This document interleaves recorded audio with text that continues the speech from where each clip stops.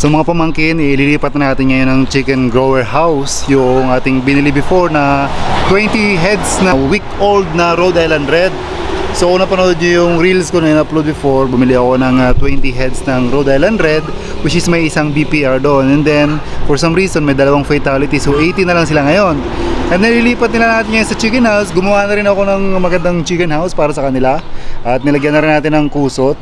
Ito nga pala yung video na ginagawa ko, yung chicken house yan. Nag-welding ako and siyempre medyo maganda naman, medyo maluwag. So 18 heads sila, so hopefully kasya sila. So medyo mabilis din ang paglaki nila kasi it's just few weeks ago, ang lilit pa nila, pero nililipat natin. Tara, ilipat natin guys. So basically yung chicken house na ginawa natin, grower house yan. So lalagyan ko lang ng konting kusot and then lalagyan natin.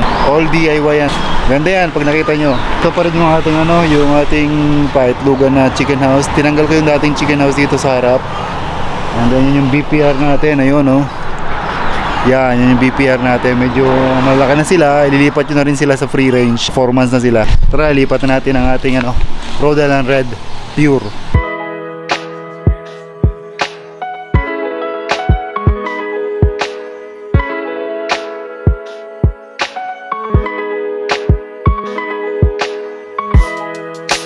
So nilagyan natin ng kusot yung buong flooring. Kung mapapansin nyo, meron siyang wall sa baba para hindi siya direktang mahanginan yung mga manok ng malamig na hangin, especially sa gabi. By the way, medyo malalaki na nga yung Rhode Island Red na yun. So sikip na sila sa brooding pen kasi hanggang ngayon sa brooding pen pa rin sila.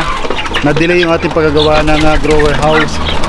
Kung papansin nyo, siksikan sila at nag-aapakan na sila, baka sakaling mapilayan or sakaling masaktan. Lipat na natin unti-unti. So wala tayong lagayang malaki para paglagyan ng one batch. So batch by batch na lang kasi marami nga sila. Ito yung aking lagayan.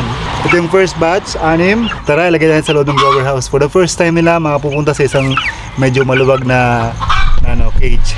So tara, lagay natin. Ayan, lagay natin sila dyan. And then wala natin.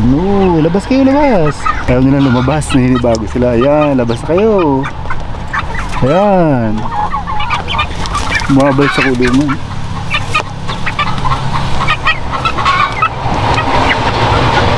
So yan yung first batch guys. Yung isa nasa nagpa-perching na agad. Ayun, dumadapo na yan.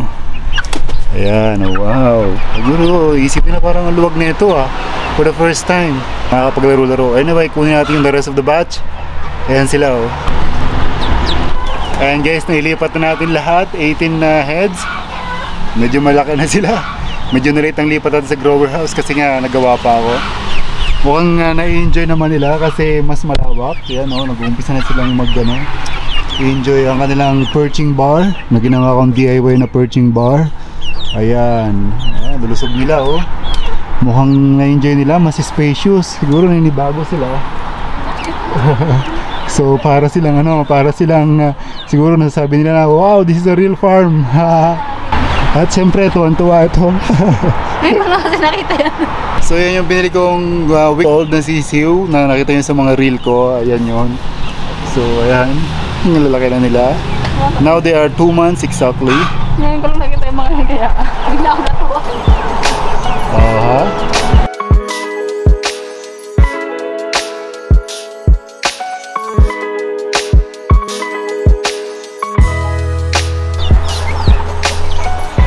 First batch ng Rhode Island Red, by the way, nabili ko ng sisiw. And then meron din tayong mga breed native.